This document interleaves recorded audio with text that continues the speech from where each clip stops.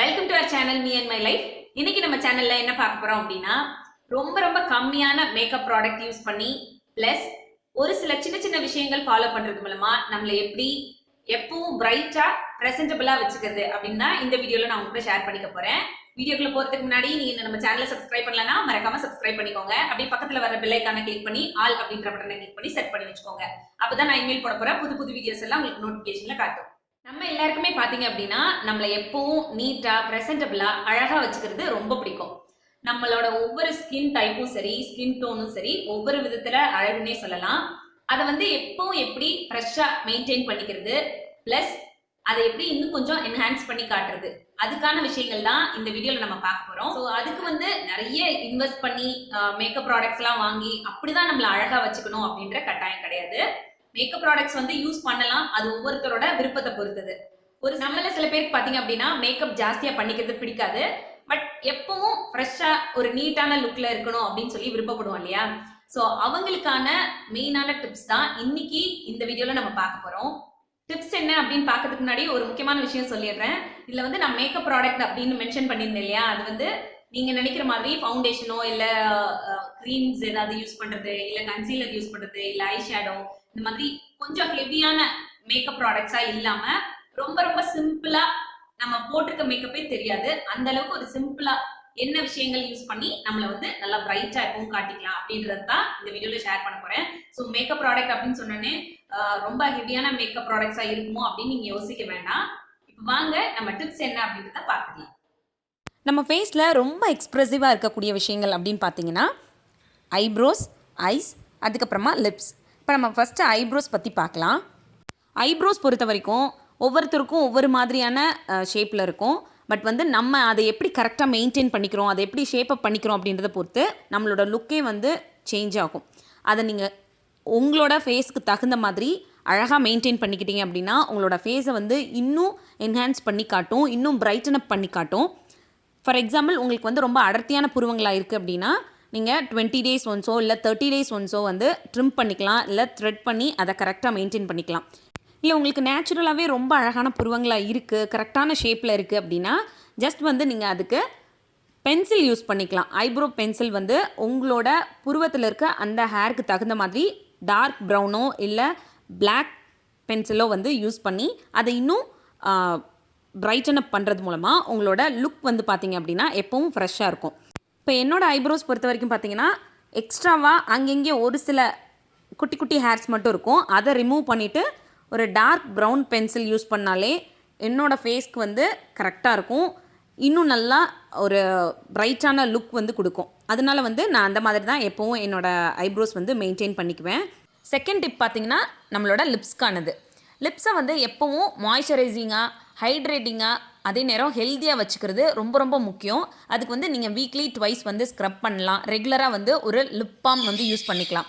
கண்டிப்பாக லிப்ஸ்டிக் தான் யூஸ் பண்ணணுன்ற கட்டாயம் கிடையாது, அது உங்களோட விருப்பத்தை பொறுத்தது. லிப்ஸ்டிக் யூஸ் பண்ணுறவங்க தாராளமாக யூஸ் பண்ணிக்கலாம். என்னை பொறுத்த வரைக்கும் நான் ரெகுலர் யூசேஜ்க்கு லிப் பாம் தான் யூஸ் பண்ணுவேன். ஏதாவது ஒரு ஃபங்க்ஷன் டைம் அப்படின்னா மட்டும்தான் லைட்டாக ஒரு லிப்ஸ்டிக் யூஸ் பண்ணிப்பேன். அந்த லிப் பாமே நம்மளோட லிப்ஸை எப்பவும் மாய்ஸ்சரைசிங்காக வச்சுருக்கோம்.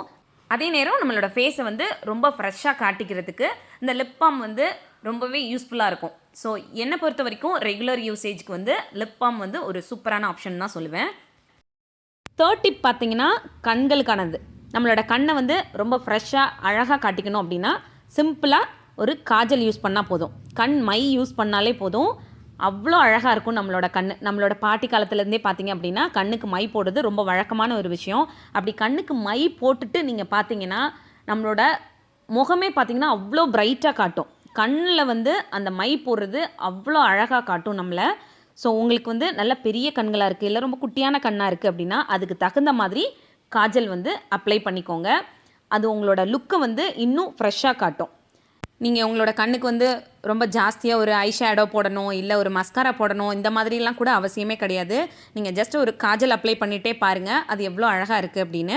எனக்கு பொதுவாக ரெகுலராக காஜல் அப்ளை பண்ணிக்கிறது ரொம்ப ரொம்ப பிடிச்சமான ஒரு விஷயம். அது நான் ஒரு ஆஃபீஸ் போகிறதா இருந்தாலும் சரி, இல்லை வெளியில் போகிறதா இருந்தாலும் சரி, மேக்கப் எதுவுமே போடலைனாலும் ஜஸ்ட் ஒரு காஜலாவது கண்டிப்பாக அப்ளை பண்ணிக்குவேன். ஃபோர்த் டிப் பார்த்திங்க அப்படின்னா நம்மளோட ஹேர்க்குரியது.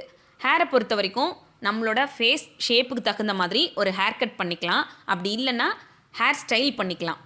ஹேர் ஸ்டைல் வந்து உங்களோட ட்ரெஸ்ஸுக்கு தகுந்த மாதிரி சூஸ் பண்ணி ஹேர் ஸ்டைல் பண்ணிக்கோங்க. அப்போ வந்து உங்களோட ஃபேஸை இன்னும் கொஞ்சம் அழகாக காட்டும்.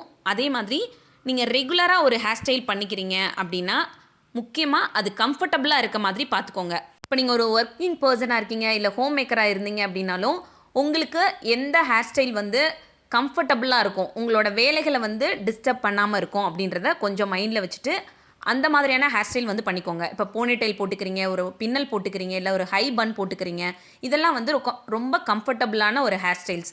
ஸோ இதில் உங்களுக்கு என்ன மாதிரி ஹேர் ஸ்டைல் வந்து சூட் ஆகும் அப்படின்றத நீங்கள் சூஸ் பண்ணிக்கலாம். அப்படி பண்ணும்போது உங்களோட லுக் வந்து பார்த்தீங்க அப்படின்னா ரொம்ப நீட்டாக ப்ரெசன்டபுளாக இருக்கும் பார்க்குறதுக்கு.